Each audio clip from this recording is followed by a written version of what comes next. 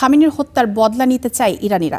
শোক শোভাযাত্রায় অংশ নেয়া ইরানের সাধারণ মানুষ বলছে, এই হত্যাকাণ্ডগুলোর জন্য ট্রাম্প ও নেতানিয়াহুকে শাস্তির মুখোমুখি হতে হবে। মিছিলে ট্রাম্প ও নেতানিয়াহুর বিরুদ্ধে প্ল্যাকার্ড ও ব্যানার বহন করে ক্ষুব্ধ ইরানিরা।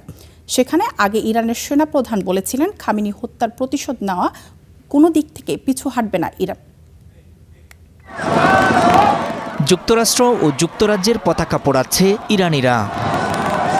খামেনি হত্যার প্রতিবাদ রূপ নিয়েছে ক্ষোভে। শোক মিছিলে ক্ষুব্ধ লাখো ইরানি।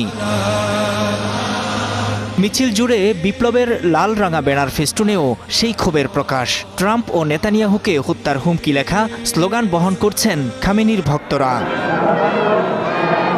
শুধু ট্রাম্প নেতানিয়াহুই নন, প্লেকার্ডে দেখা গেছে মার্কিন ভাইস প্রেসিডেন্ট জেডি ভ্যান্স, ফ্রান্সের প্রেসিডেন্ট ইমানুয়েল মাখোর ছবিও, যাদের প্রত্যেকের ছবির নিচে লেখা রক্তপাত হবে।